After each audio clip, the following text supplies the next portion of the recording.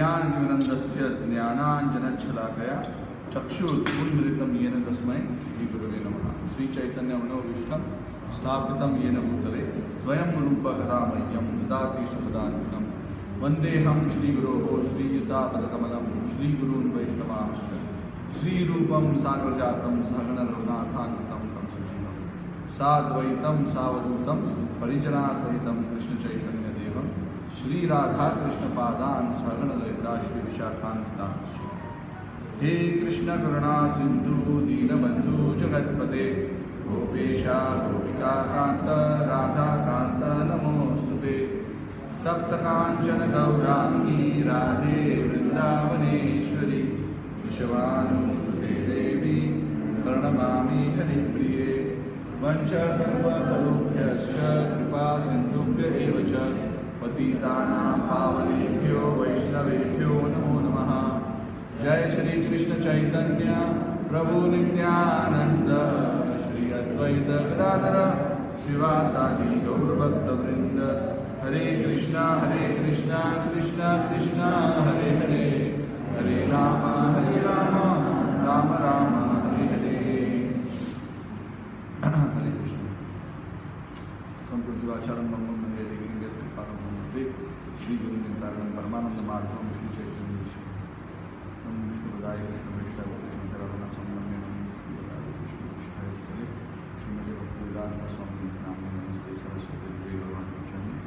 Nirvisheshunyavadi Vaishnava. Hare Krishna.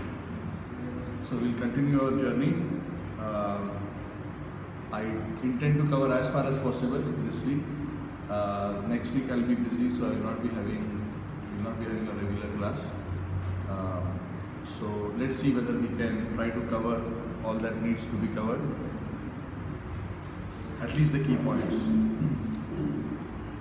So continuing on, a few important points. Some of these points that we are mentioning about etiquette, culture, as I mentioned earlier, it is all based on the philosophy of the Gita, of the scriptures, based on the principles of humility, based on the principles of proper respect, based on the principles of service attitude, based on the principles of cleanliness, morality.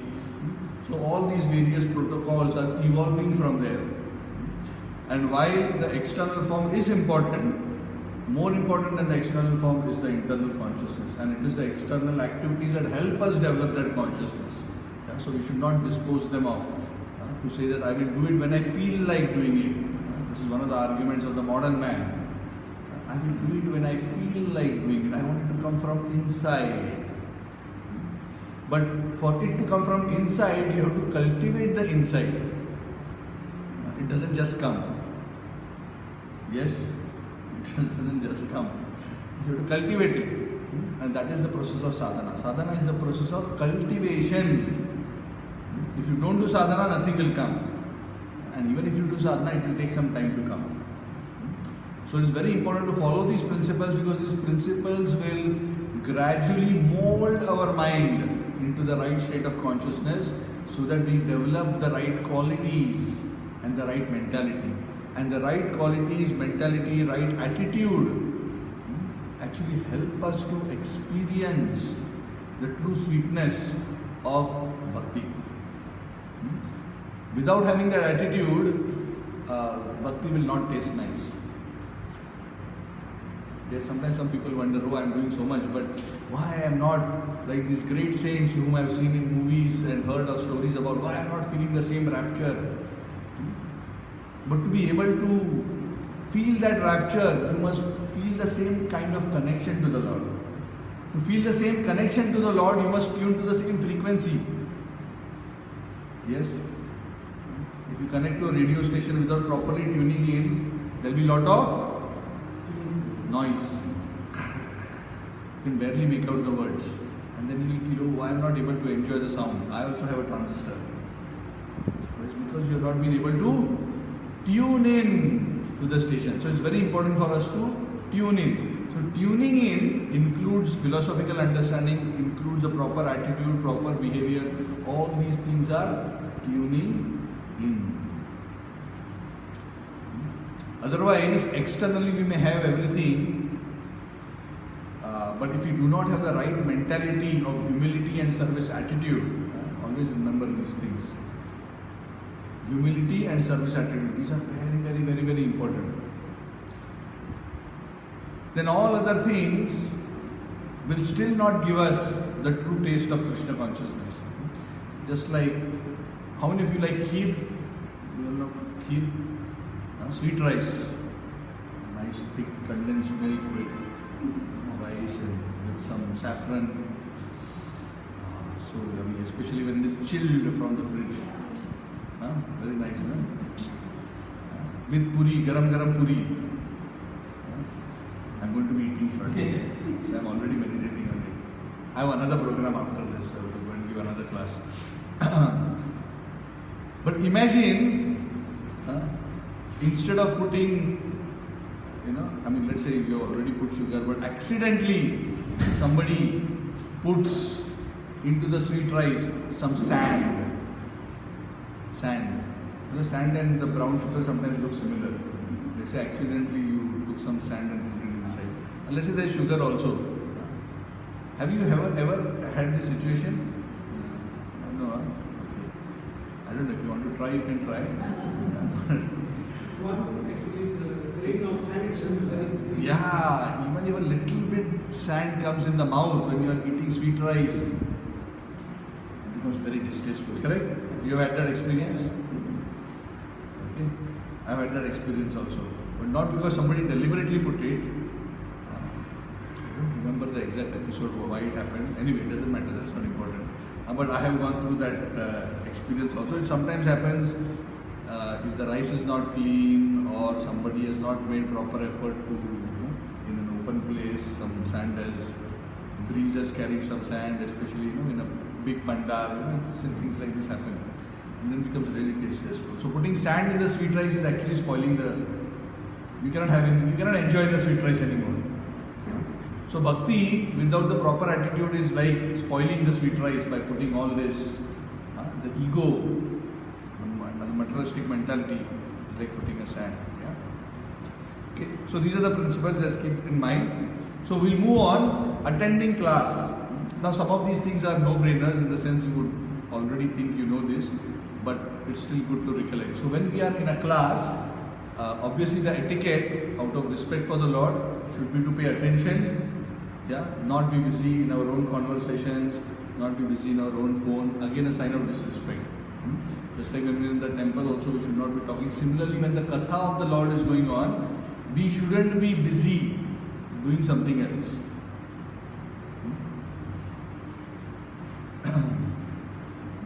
Of course, avoiding disturbing the class in any way unless it's really necessary.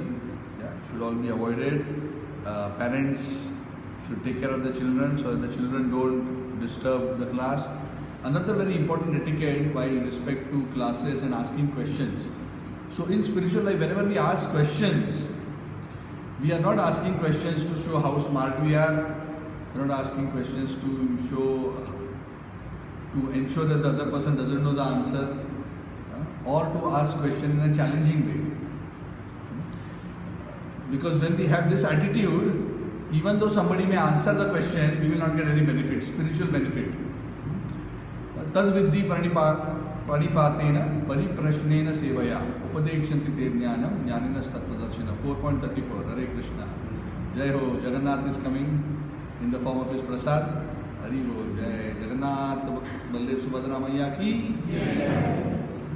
So Prabhu wanted to bring some prasad, so I said, please bring Jagannath personally and give to everybody. Hari Ho. Thank you, Prabhu Damodar Prabhu and Suril Madhav Prabhu. Just coming from Jagannath Puri.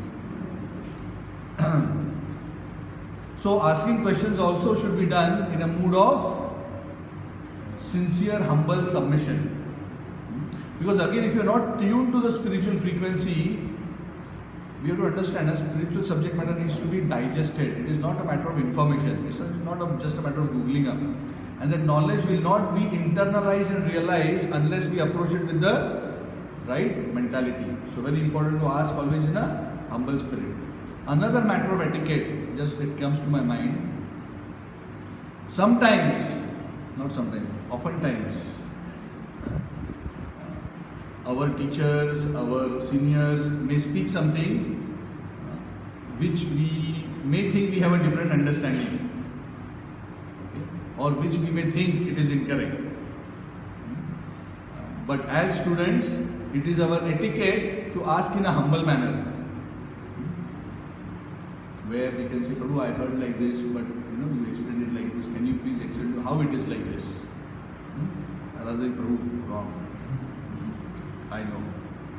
You don't know. Why I am saying this is, and this kind of questions are very common throughout the Bhagavatam also, where even great souls say, I heard like this, but this is what I see. How do I reconcile this with this? So many questions like this. Even Arjuna asked Krishna. Correct? First you are saying give up activity, then you are encouraging activity. Tell me clearly what is good for me. Of course, I am saying like this. He didn't say it like that. Okay, so he didn't say like that. He said, Krishna, I am confused. I am unable to understand. On one side you said this, and now you are saying this. Can you please reconcile? Sangati is very important. Okay? So there is an approach of how one should deal with contradictions. Because spiritual life, you will find many apparent contradictions.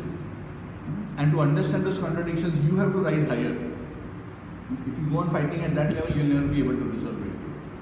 Okay? So you rise higher by taking a humble position and trying to understand. Gradually these apparent contradictions become clear. So always be humble. Also, when senior devotees are in a conversation, again this is a matter of common etiquette. It's not just not specifically to spiritual culture, but general culture. We just don't go and interrupt. Yeah, especially those who are senior to us. So we wait for the time, take permission. So these are very simple etiquettes, but etiquettes of proper respect. Another important item is with respect to the arti in the temple. Yeah, so generally the etiquette is when arti is going on, we are all standing in front of the lordships because it's a ceremony to welcome them. Obviously, when an important person is being welcomed, we are all standing attentively. We don't go and sit. After the arti, sometimes called niranjana, drishti, all these various terms are used. When the lamp is passed around, one can take accept the prasad of the Lord by accepting the warmth of the lamp and placing the hands on one's head. Yes?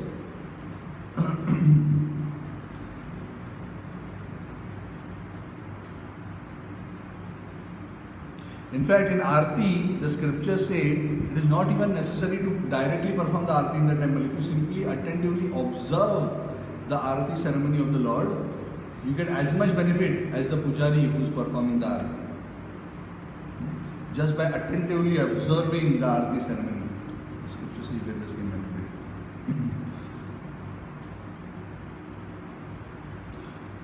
The Mangala Aarti, the first Aarti, is considered one of the most auspicious.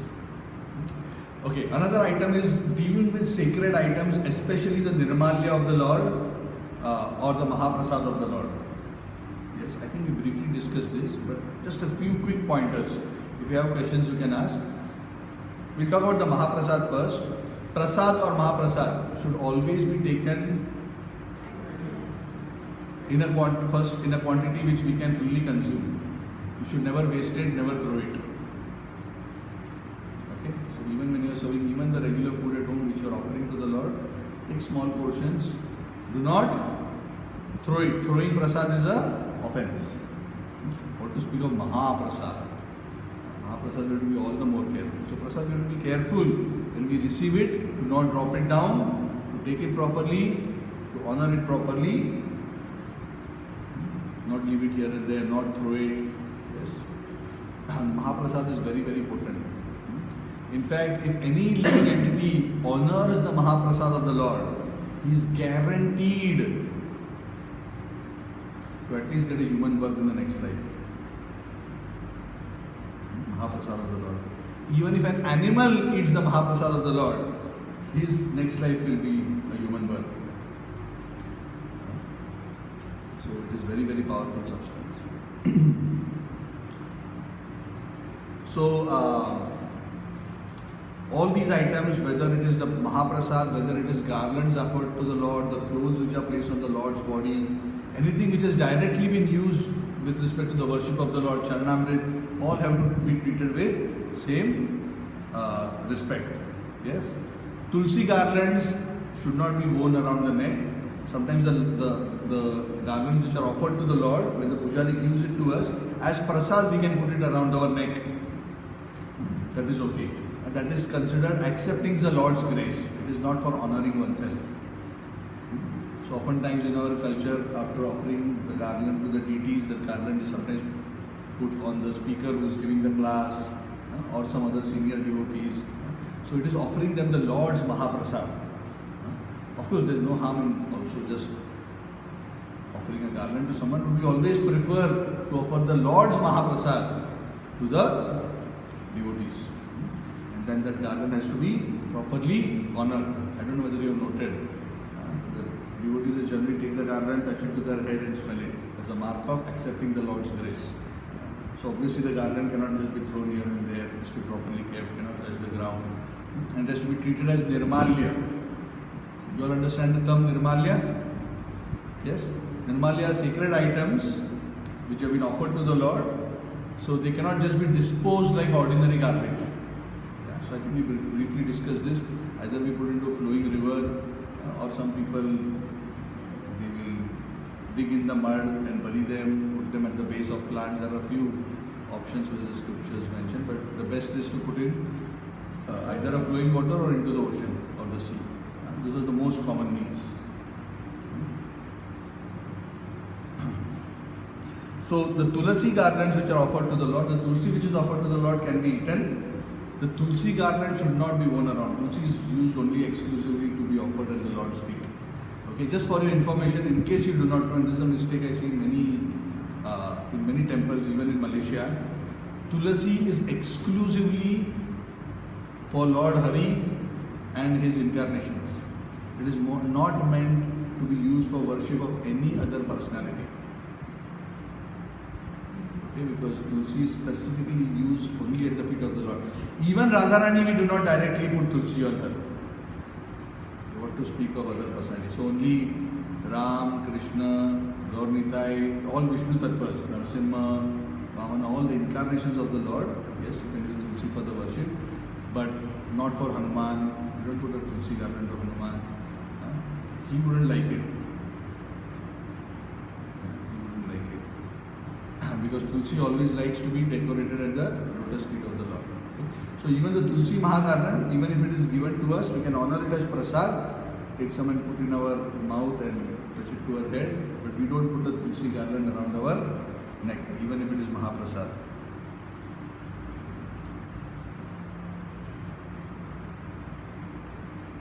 Okay, so please, when you go to temple, ensure you take some Charanamrit. Again, as we said, in the cup of your hand, to be drawn from the Brahma Tirtha. Sip like this, and then you can, if you want, if it is not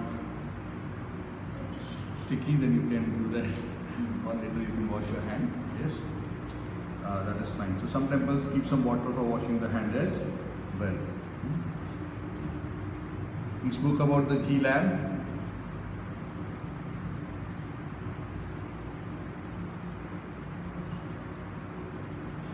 So handling of all these sacred items also refers to handling of the pictures of the Lord. Yes, so sometimes you have pictures, frames. You have to be careful, we don't just put the picture of the Lord anywhere. Yes. Bhagavad Gita, for example, we have to be careful how we handle Bhagavad Gita. So let's say I have a Bhagavad Gita here. I cannot just keep my phone on top of it. Or I keep some other book on top of it, or I use Bhagavad Gita like a writing pad and start writing, put a paper on it. One should understand that the scriptures are manifestations of the Lord. They should also be treated with proper respect, put in the right place. So that's why typically even for books, we don't keep them on the ground, we keep them on a book stand. Yes? So books should also be treated as such. In ancient times, books would literally be wrapped in cloth. Of course, there are other reasons for it also, because they didn't have bound books always. But otherwise also, so they are covered and nicely kept. So one should take care of them nicely. Similarly, for our japa beads, japa bags, tilak, books, these are all spiritual paraphernalia. Okay, any questions so far? This includes kartals also. Kartals are also considered mridang, kartal, whatever instruments are used in the Lord's service. The arti items which are used in the Lord's service are all considered sacred. The bell which is used, you cannot touch your feet, you cannot just simply place it here and there. All these considerations are important. So these items you do not take into the bathroom. Your japa bag, your books.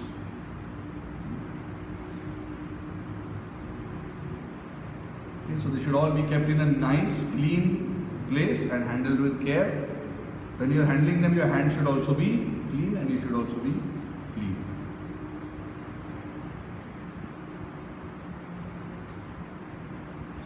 While offering obeisances, be careful that your japa bag. So often, many times, we have a japa bag. On the japa bag also we have pictures of the Lord, holy name of the Lord. Then we have to be careful to not touch it to the ground.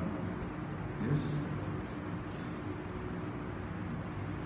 So Krishna and his paraphernalia, essentially the bottom line is Krishna and his paraphernalia are considered non-different. It's an extension of the Lord.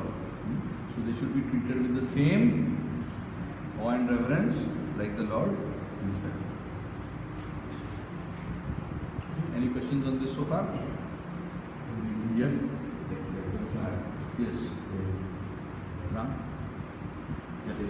Extra. Too much prasad.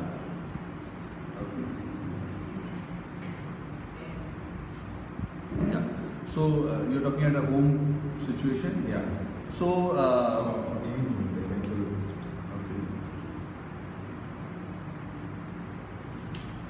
what to do? Meenal ji has gone through this problem multiple times. Whoever hosts programs, that's a common problem. That is one of the reasons I asked devotees to tell me how many of you are coming, so that I don't overcook.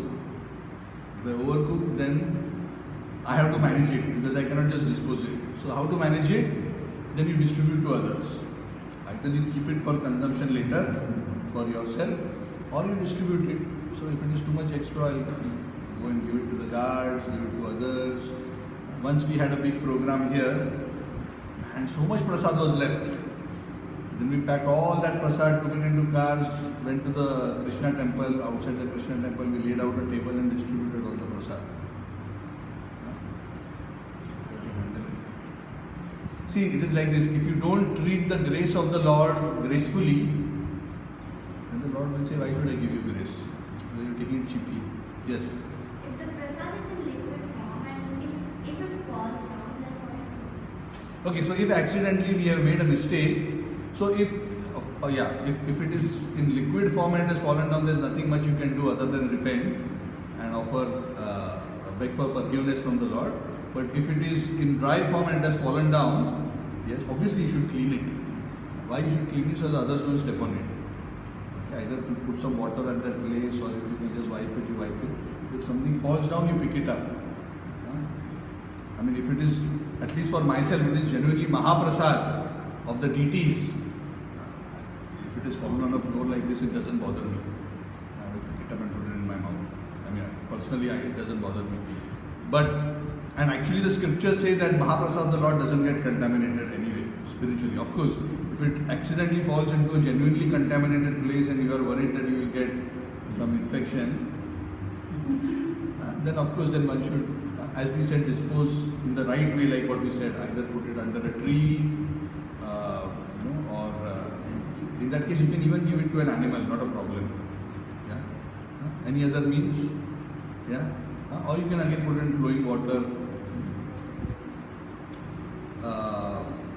Yes, but don't leave it down. I see sometimes sadly in temples also, so much tulsi which is offered to the Lord is just lying on the floor, and as devotees are walking, they are just trampling over it. Very offensive. Okay, any other thing so far? Okay. A quick recap on personal cleanliness. The recommended standard, as we said, is to wake up in Brahma Muhurta, 1.5 hours before sunrise. So from a Malaysian context, sunrise typically around 7:15. So around, just 5 and above. Of course, you can wake up even earlier, even better. Yes, 5:30 traditionally. Malaysian time is actually 1 hour earlier than the actual time. So it is noon only around 1:15 here, technically. It's because of the adjustment of the Malaysian time and the Singapore time. Anyway, so 1.5 hours before sunrise. Sunrise is typically between 7 and 7:15 in KL. So morning time is the best time. So after waking up, what is the first thing one should do after waking up? Freshen up. Is it? So ideally,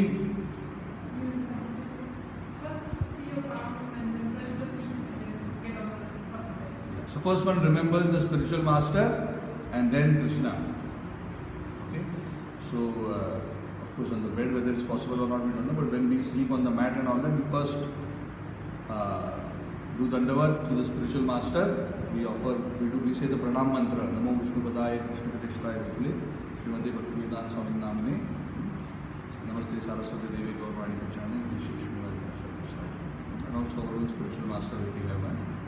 We say the pranam mantra, and then we also pray to our deities at home or our worshipable deities in that place, and we seek their grace.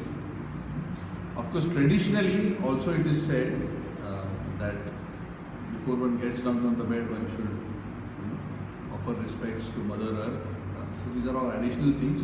But at least the minimum thing one should do is one should remember the spiritual master and the Lord. Yes, and offer prayers. And then one gets up. Then one goes about doing his daily ablutions. Whatever else needs to be done. Take a proper bath. And after bath, tilak and dress oneself. And then one should engage in the worship of the Lord. So the morning time is the best for spiritual practice, reading as well as spiritual practice and sadhana. So one should try to devote as much time as possible.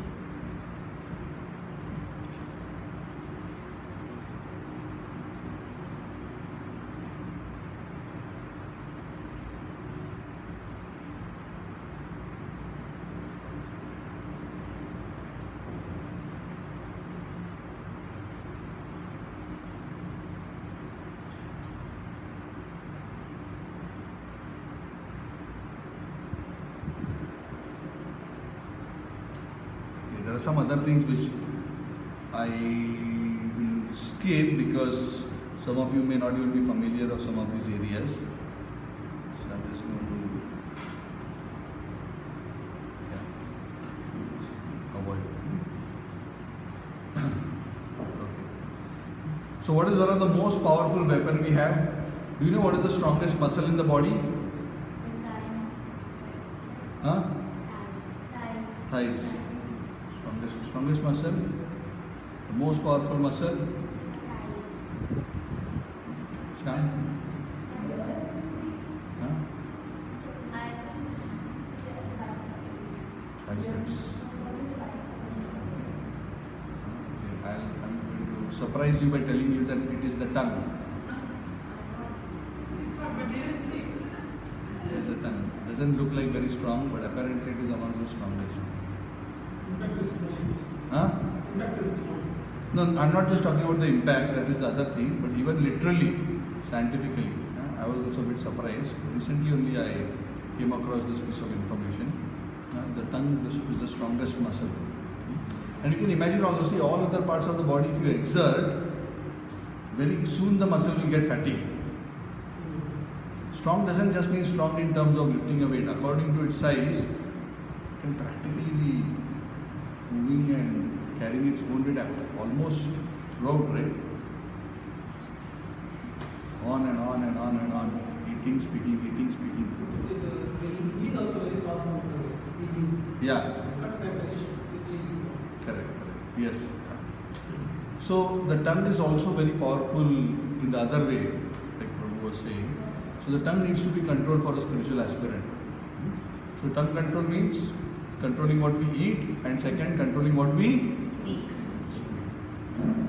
So the etiquette of speech is speak truth, satyam vada. Correct? Speak the truth, and also truth should be presented in a pleasing manner.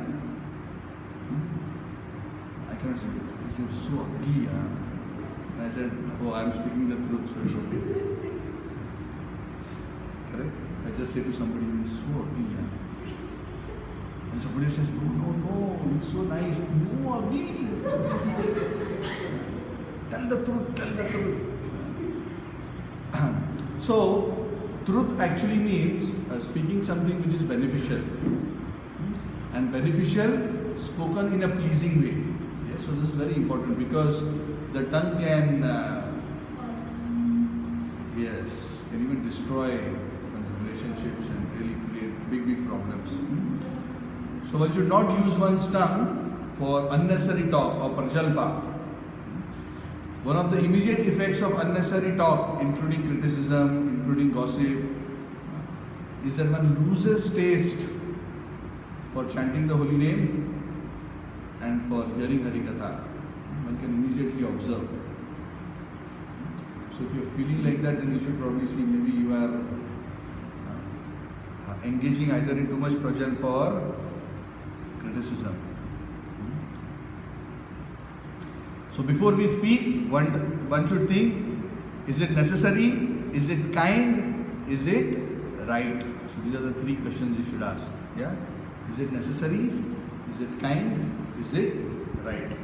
Speak in a kind way, speak only if necessary. Because we don't have to go and pass commentary on every situation and everything.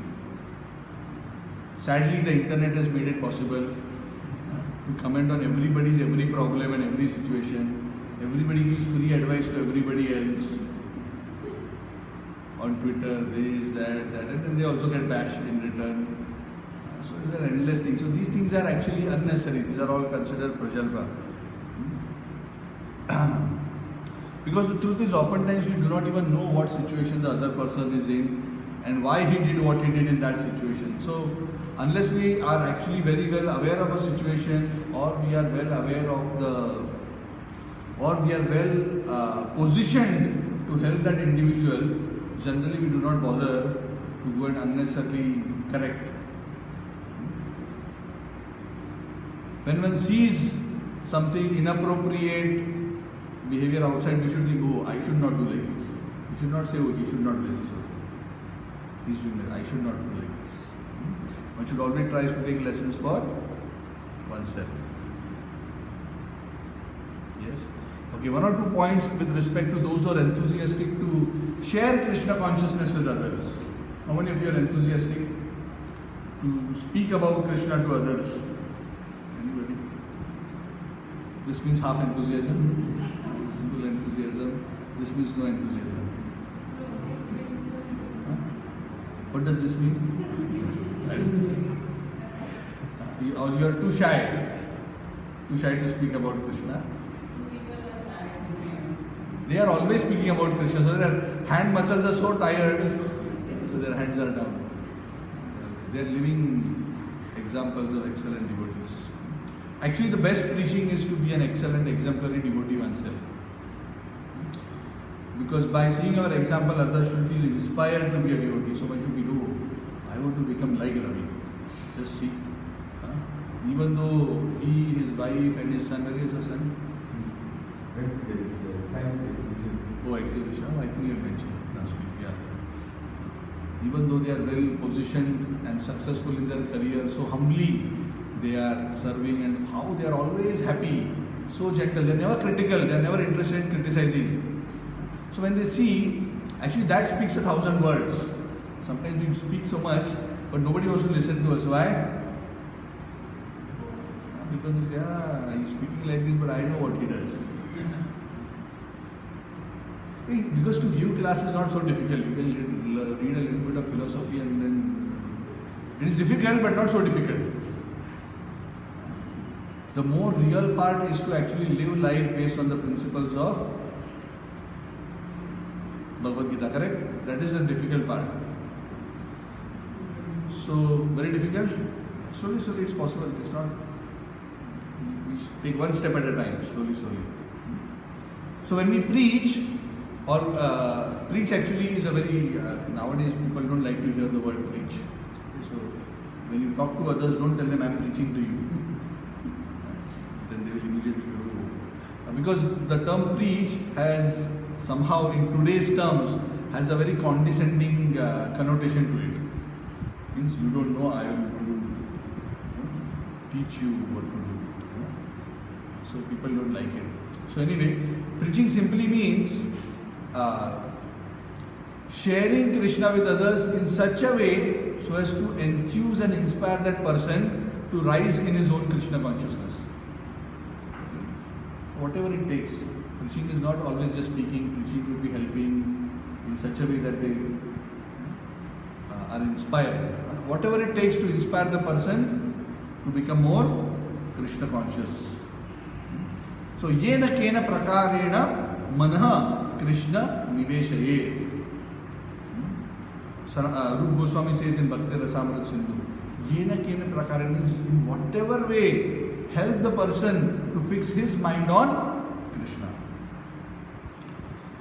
And it is always aimed at changing the people's heart and not simply just a theoretical activity.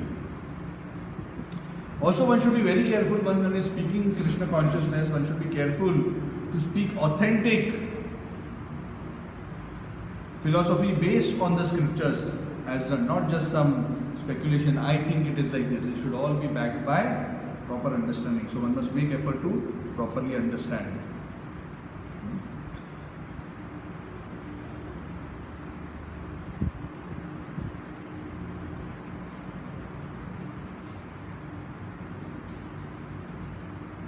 In scriptures, there's a very interesting verse. I just came across this point, so mentioning. So even very simple things. Even when we meet a devotee, even on the street, one must smile, one must be happy, one must say Hare Krishna, one must greet. The scriptures say not being happy on seeing another devotee is also an offense. Yes. A person who is Krishna conscious, when he sees another devotee, he becomes happy. If he doesn't like you, you're कहाँ से आ गए? अभी कृष्ण के बारे में बोलेंगे, पकाएगा मतलब.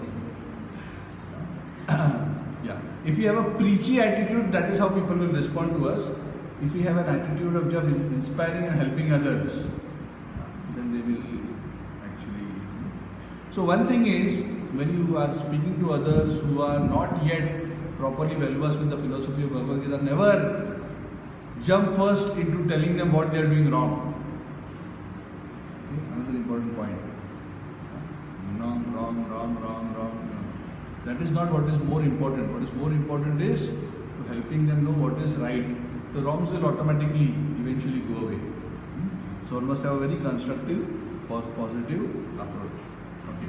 We'll discuss a bit more on prasad, Krishna's prasad. Yes.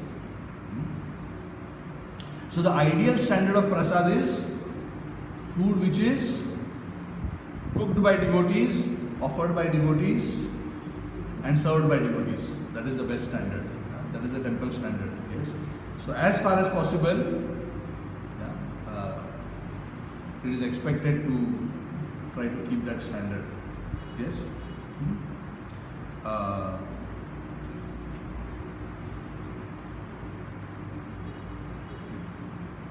think generally the rules of prasad we had already discussed. Sometimes in certain situations, we are forced to be in a situation where we eat outside in a vegetarian place or wherever. So again, we should be careful. Those who are actually sadhakas or observing the regulative principles should be careful to select a place which is vegetarian and avoid places which are not, because there will always be mixing. So one should actually be careful. And even when one goes to a vegetarian place, those who are sincere practitioners, they will ensure that they are careful to avoid, even within vegetarian, onion, garlic and other things they try to avoid. Yeah. So this is for those who are already following these principles. Again, food should not be wasted. This applies not only just to prasad, but even if you go to a restaurant, you should not waste, because you will still get sin of wasting the food. Also, culture is, while serving food, one should not touch the spoon that one is serving from to somebody's plate. Nor should one use one's hands, which one has already been using to eating, to touch food which is not yet served or which is for common consumption for everybody. So these are some very basic etiquettes. Yes, so one should serve the food from up, so that the food drops from the spoon onto the plate, but the serving spoon should not touch the plate. Before eating prasad, one should chant the prasad prayers. Mahaprasade Govinde Nam Brahmani Vaishnava Salpa Punyavatam Rajan Vishwaso Naiva Jayate. When we accept prasad of the Lord, we must accept the prasad of the Lord in a very grateful consciousness. Actually, it's a great blessing to get the prasad of the Lord. One must be very, very happy.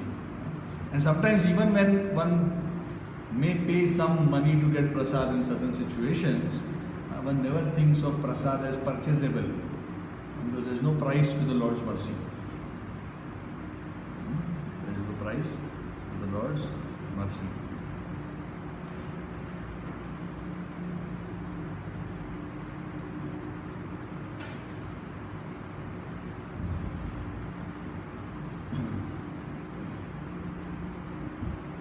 I think we briefly spoke about kitchen standards also last week. Again, the kitchen is considered like an extension of the altar, so proper cleanliness standards are important in the kitchen.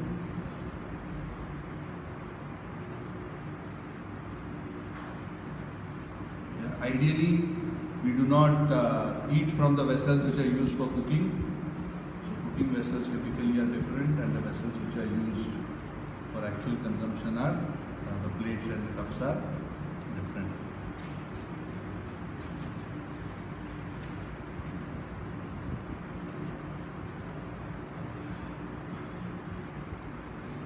When in the kitchen, another very small point but interesting point is common, especially in the kitchen. When we are cooking and we are offering this Naivedya to the Lord, what do we do if while cutting or using some raw food falls to the ground? What should one do? Yeah, one should pick it up and wash it, and then one can use it. But generally one should do that, but if it has touched one's feet, then we avoid using it for cooking, which is meant for offering to the deities. One should not use it. Then if it is a small piece, you can just dispose it. If it is, if you dropped a whole cabbage on your foot,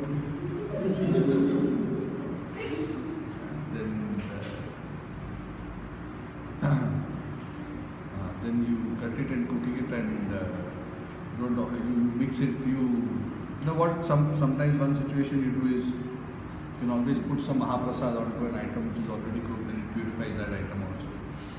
That is another way. Which means you already have a cooked item. If you mix a cooked item with Mahaprasad of the Lord, that item also absorbs the energy of the Mahaprasad. Or devotees will just offer it in their mind, but directly to the deities we don't offer if it has touched our feet. One should be careful, one's hair doesn't fall in the offerings, very important. Not at all appreciated.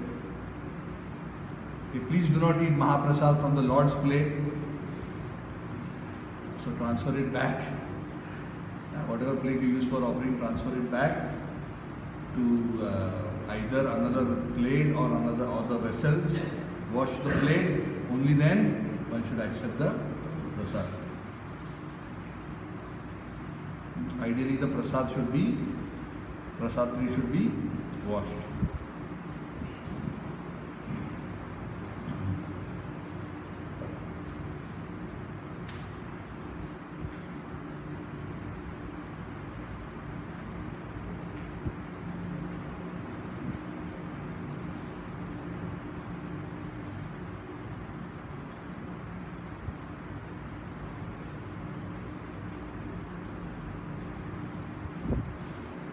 Okay, almost close to 5.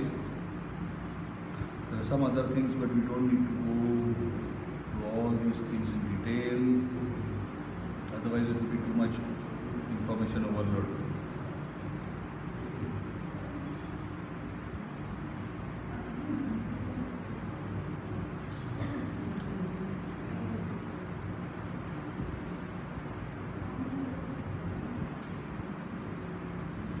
Also, another etiquette with respect to prasad. I think most people who are from Indian families would know this, especially when we sit for prasad together to honor prasad. When I say prasad, prasad includes any breakfast, lunch, dinner. Sometimes when I say prasad, people just imagine that small piece in my hand.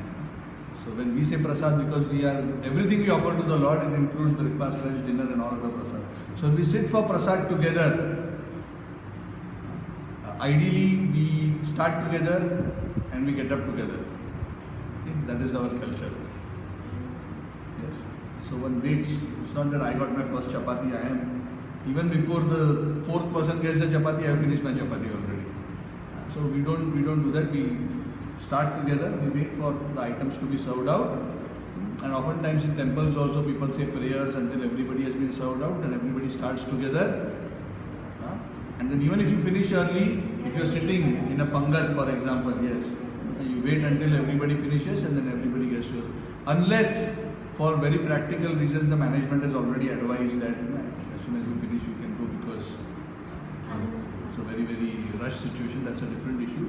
But generally, and we should follow this culture in our homes also, especially with guests. So with guests, what do we do? Yeah. It's not that you call guests and tell them, I already ate, now you have. I have left some for you also. So in our tradition, I think I don't need to mention, but I think most of you know, you always serve the guest first. Of course, if the guest insists that you sit together with me, yes. Now, I mean, these are just guiding principles. Don't take this like written in stone. I'm just giving these are guiding principles. So you use some discretion. Of course, if you have it again depends on who you are dealing with. If you have invited a senior devotee to your house, or the guru has come to your house, the teacher has come to your house, etiquette expects you to serve them first. Okay, and only after they have finished eating, you should eat. That is what culture expects. Okay, for superiors, your teachers, your parents, your gurus, and others, the likes. Okay, that is the standard.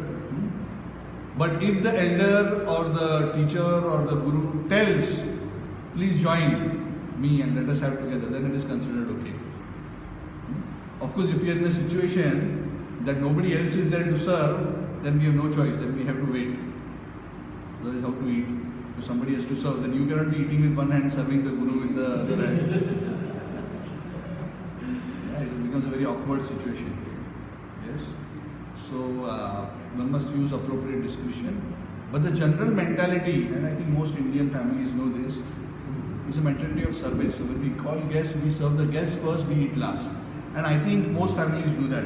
Generally, I have seen, very rarely. Very, very. I was shocked at one place. This was in some Indians only, but I was very shocked. This was not a home situation, but we had gone for a company event, and the person was eating from his plate and putting the same spoon into the. I'm like, my God, what is this? What is this person doing?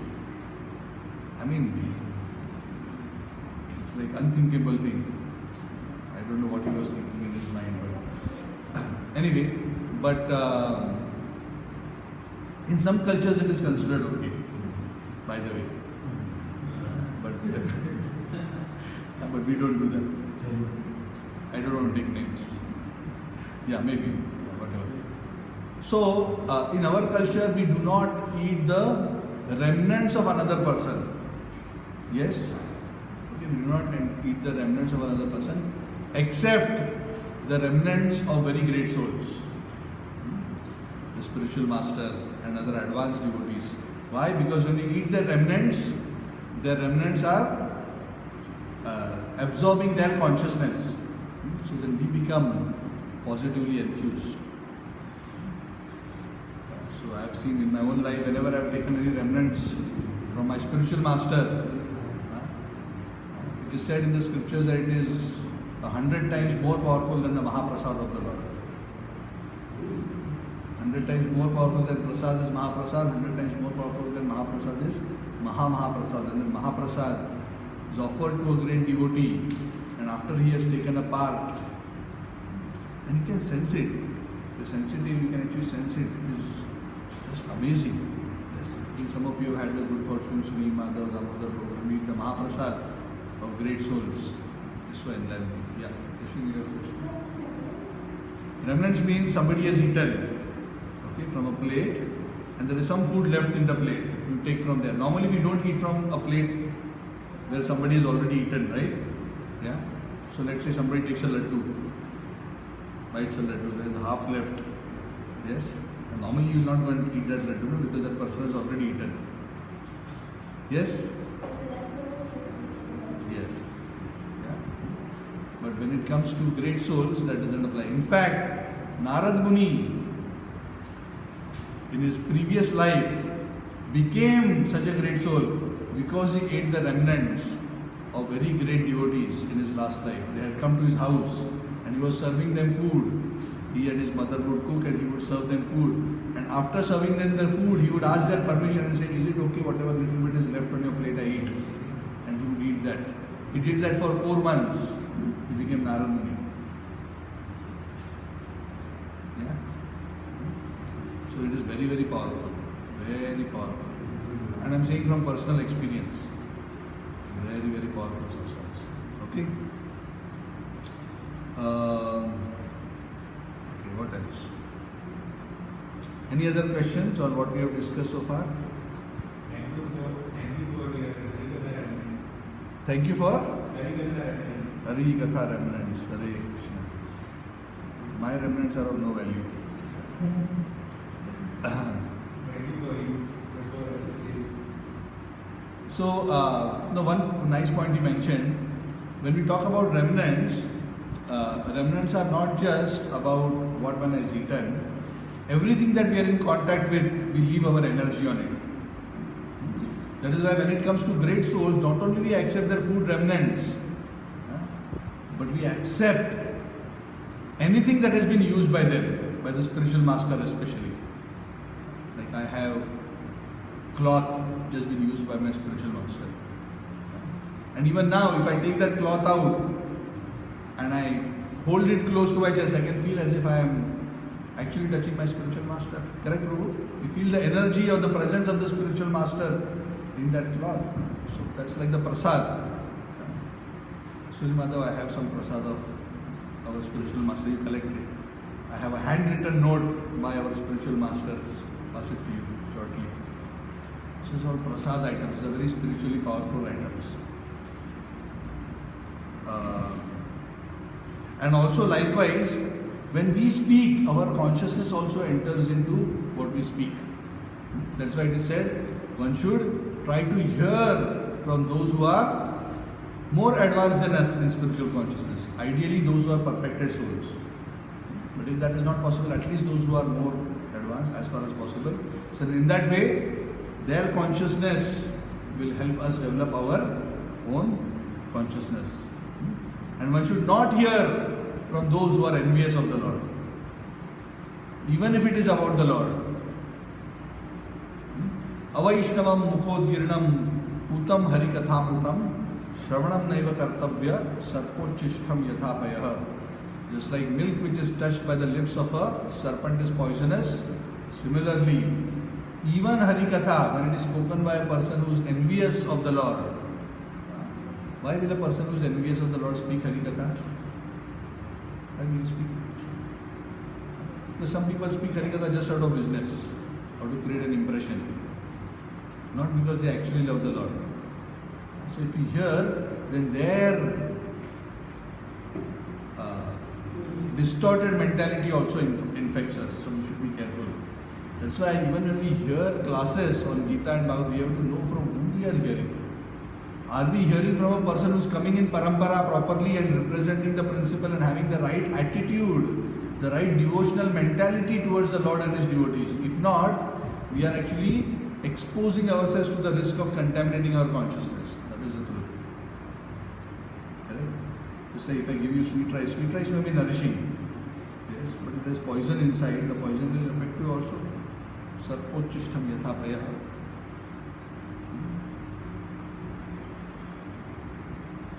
Another aspect is about obedience.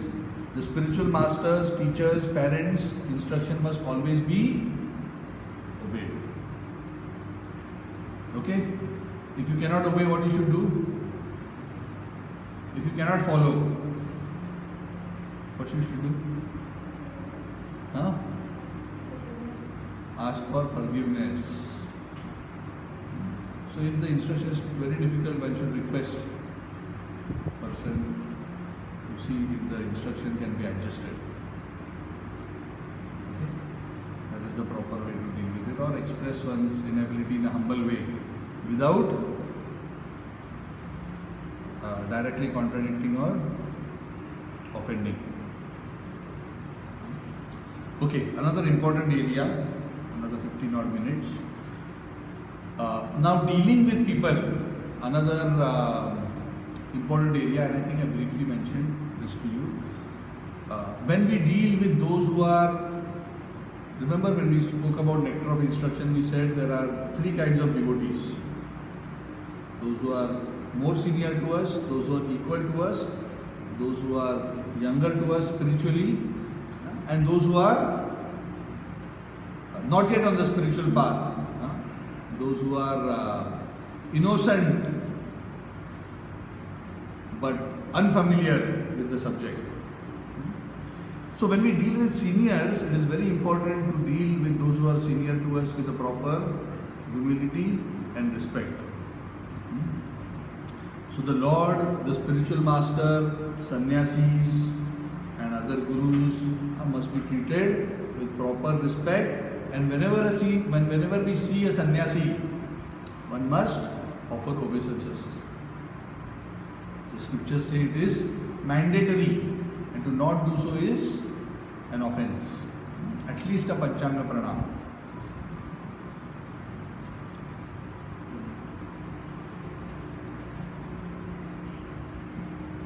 The Guru as well as the Guru's god brothers should also be shown proper respect. Those who have taken initiation should also be shown proper respect. If we are not initiated, others are initiated, we should show respect. If we are first initiated, others are second initiated or sannyas initiated, we should show them proper respect. Those who are senior in age, spiritual experience, should also be shown proper respect. When a person who is more senior to us is present, we should not take it upon ourselves to instruct others. Also, when more senior devotees are present, it is best we present the opportunity for guiding or giving a class to the seniors rather than ourselves. Unless the senior has very specifically told us, no, you give, I want you to speak. That's a different scenario. But generally one should defer. Let's say I am sitting and I am giving class and suddenly the spiritual master walks in. Obviously it is not proper etiquette for me to speak in front of the spiritual master. So the proper etiquette would be to say, you please sit on the Vyasasana, I will sit down and listen. Unless the Guru specifically says, no, carry on. As an instruction, as a service, then that's a different thing. But generally we do not. See, devotees are never eager to take a position of superiority. They are always eager that they always get an opportunity from those who are more advanced to hear and serve. Even while offering prasad, while serving prasad, while showing lamp, typically the culture is one offers it to the senior people first and then to the juniors. Dealing with devotees, when we are dealing with other sadhakas, other god brothers, god sisters and so on and so forth, the traditional etiquette is we see all devotees as very closely connected to the Lord. That is why we refer to each other as prabhu. So the term prabhu, in case you are wondering, because some of them know the word prabhu only in relation to me, but it is not that. The standard culture is that devotees refer to each other by referring to each other as prabhu. Typically the males refer to each other as prabhu, and the ladies refer to each other as mataji, means mother, in a very respectful way. Yes. So we always think of others as prabhu, we never think ourselves as prabhu. Even though others may refer to us as prabhu, we don't think. We should always think that we are always servants who are carrying out the instructions as given by the spiritual master and our god brothers. So the important thing about spiritual life is everybody from top to bottom, at any position, senior, junior, new, whatever, in spiritual life, everybody is rendering seva. Nobody is trying to take the position of a prabhu, even though others may be treating them as prabhu. The spiritual masters have their masters. Yes. You cannot be a spiritual master unless you have a spiritual master yourself. Then how do they become spiritual masters? So they may become spiritual masters when they become, either when the spiritual master instructs them. So when one is in a disciplic succession, then by the instructions of the spiritual master, one can actually become a spiritual master himself. If one is sufficiently advanced in spiritual consciousness, then one can become an initiating spiritual master. See, there are two kinds of spiritual masters. There is a Diksha Guru and there is a Shiksha Guru. Diksha Guru means one who gives initiation. So he actually will connect you formally to the parampara. He will give you japa beads, he will chant, and he will give you a name. And say, from today onwards you are Gaura Chandra Das. You beads, then you take vows. That is called Diksha, initiation. So that's a very formal role that is taken by very advanced devotees. So that's a very formal guru role. But then there is a Shiksha Guru. Of course, the Diksha Guru is also Shiksha Guru, but we may have more than one Shiksha Guru.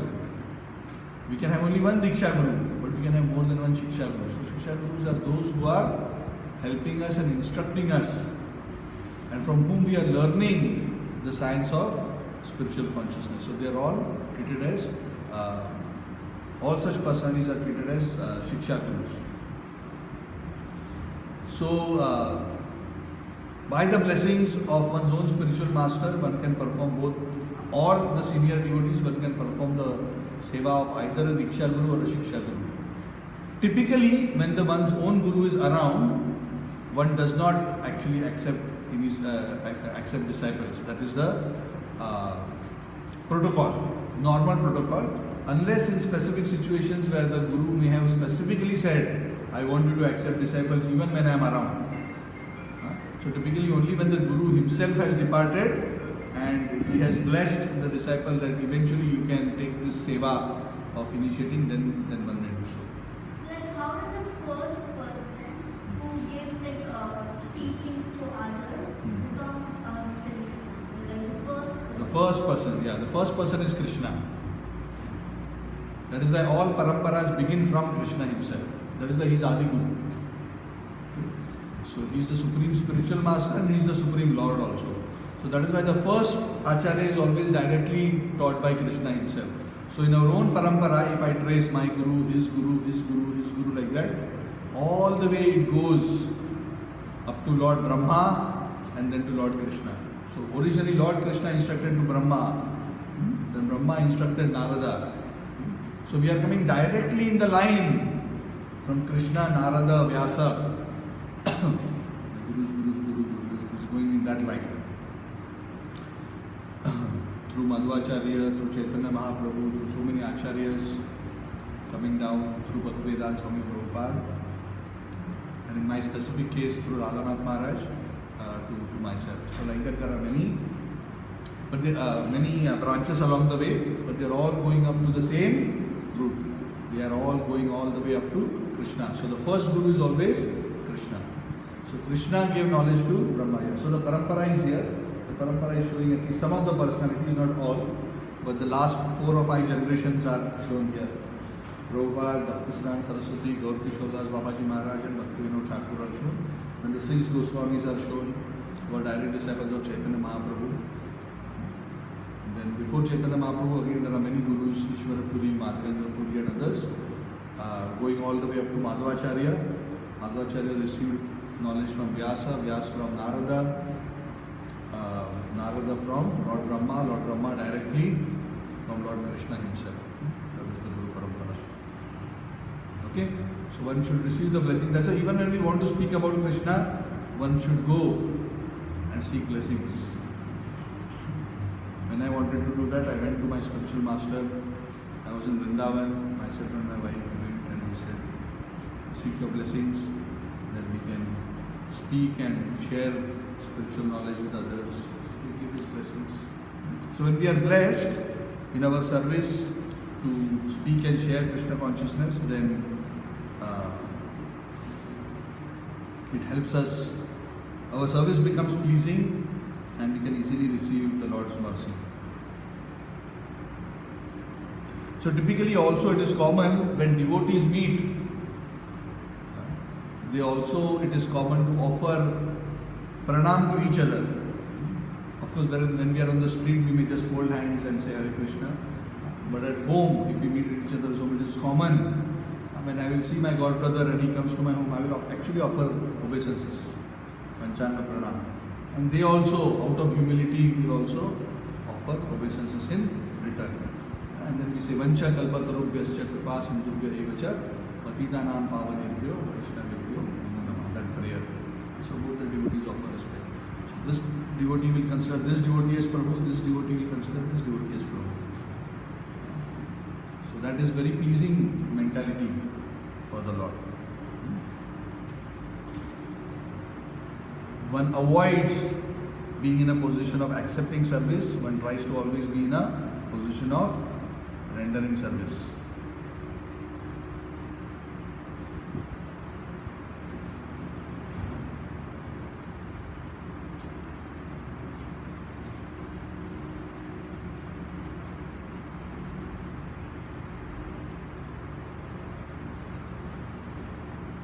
One must be very careful in dealing with devotees. This is a very important subject matter. We discussed this when we spoke about nectar of instructions. I'm not going to go that into detail now.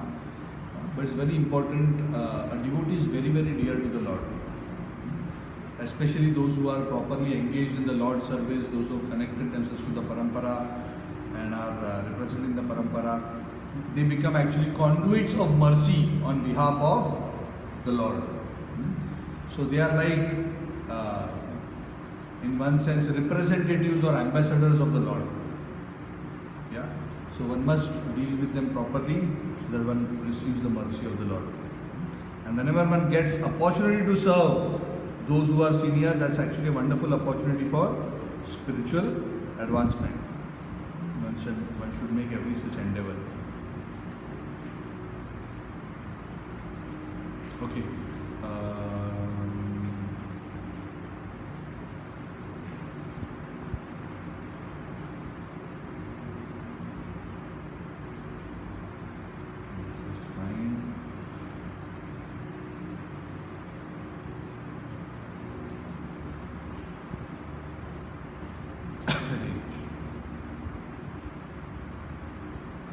Okay, another point with respect to another 5 minutes. Can I take 5 more minutes?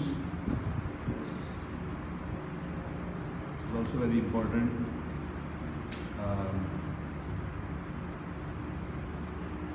Etiquette with respect to the holy dham. When we go to holy places. Yes.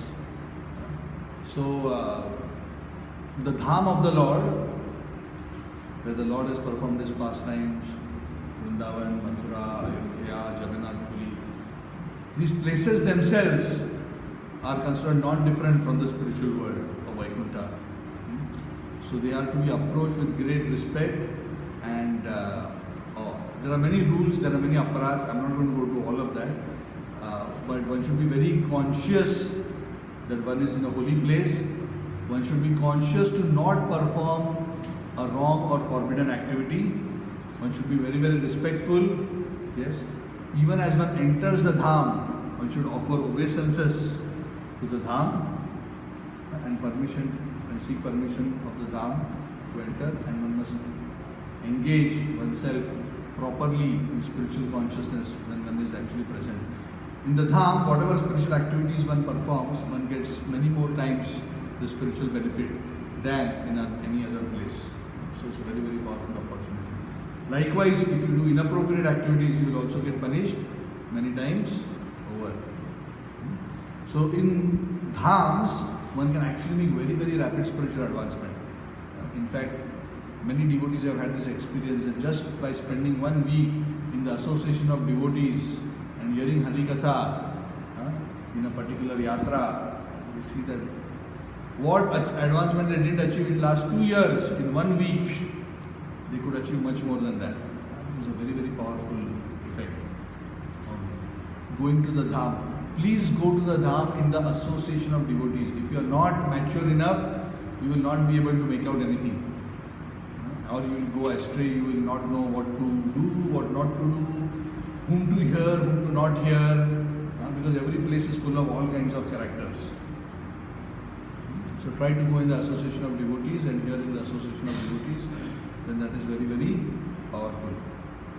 So one should go to the places where the pastimes of the Lord are performed, sit down there in a humble mood, listen to those pastimes at those places, and that is very, very powerful means of spiritual purification. Also, when we go to the dham, honor the prasad, honor the deities, give charity to the temple, give charity to those who are in need, and these are standard protocols of proper worship. Okay?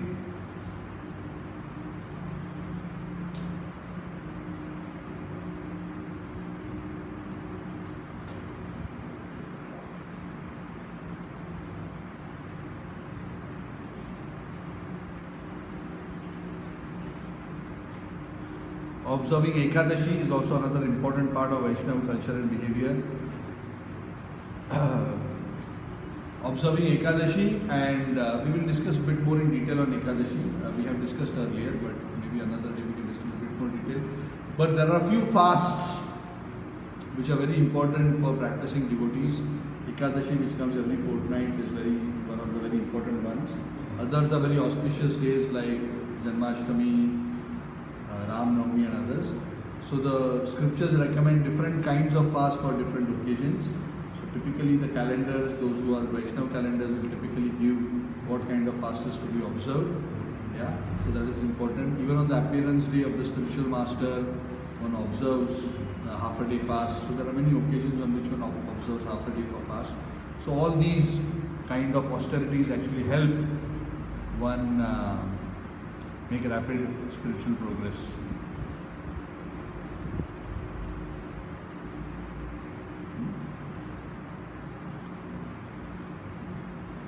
Okay, so thank you very much. Any questions? Any doubts? About Chaturmas, yeah. Chaturmas are the 4 months where traditionally in the Vedic system one is expected to increase one's austerity. See, traditionally what happened is during these months there would be a lot of rain and traveling preachers do not travel. They prefer to stay in one place. And they use this time to increase their austerities. So the general principle of any fasting is reducing material needs and increasing one's spiritual needs. Yeah. So as with all fasts and all vratas, there are very high standards in which they can be followed, or there are very simple standards to observe them. So Prabhupada would generally ask us to follow in a very simple way, at least for Chaturmasya, for the 4 months. So first month one avoids sharp, leafy vegetables, and 1 month one avoids milk, yogurt, urad dal. Like there are different months, 4 months there are 4 different items, at least as a minimum to be avoided. But avoiding this is of course one part of the thing, but the main item for any fasting or vrata is to increase one's spiritual activity, like in Ekadashi. So that is the idea behind it. So the Chaturmasa just began roughly a week ago, I think, if I'm not wrong. Yeah, around a week ago, right? So first month one, in Ashad one avoids green leafy vegetables, then Bhadrapad is yogurt, Ashwin milk, and in Kartik urad dal. That is the general recommendation. Anybody wants to add anything, Damodar Prabhu? Not on just the Chaturmasya, but generally anything you want to add, or even Sri Madhav Prabhu? Both? Okay, Damodar Prabhu first. Yes. Anything you want to share?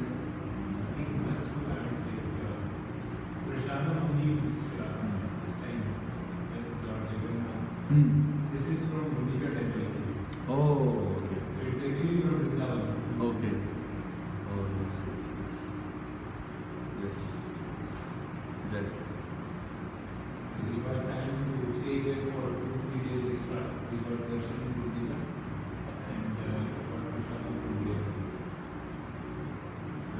very special.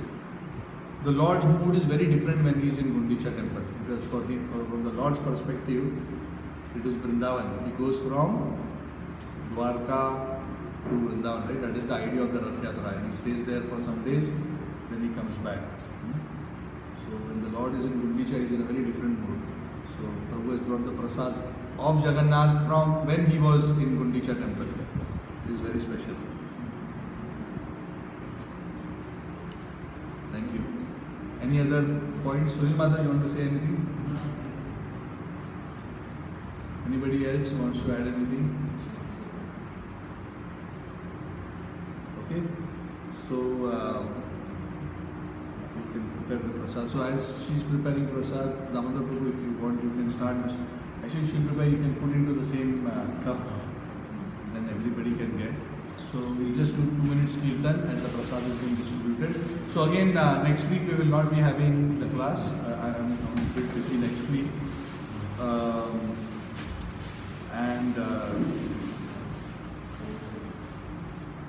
I intend to start with Srimad Bhagavad the week after next. Now again, the etiquette I have covered very fast at a high level. I have not gone deep down. But as you all evolve, I'm going to share these notes with you. It's a PDF document, so go and read, and then you can learn much more from there. Follow that Katha, right? So any PDF available or any? No, online the whole Bhagavad is there. Yeah. So I'll send the link. Under vedabase.net there is a Srimad Bhagavad. I'll send later. So you can just follow along. She has the full book. Yeah, hard copy is also there if you want. Minalji is always eager to distribute. Minalji is the same. Nama Vishnu Padaya Krishna Krishnaya Bhutale Srimate Bhakti Vedanta Swami Iti Namine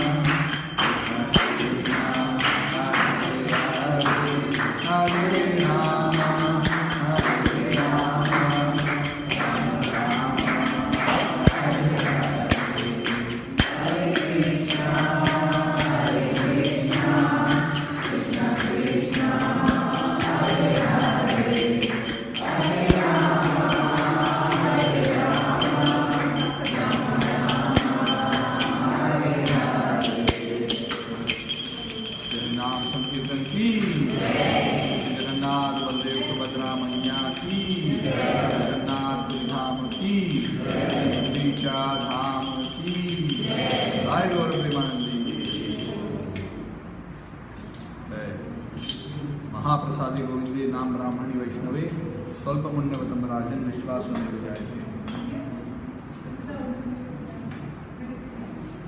One of the etiquette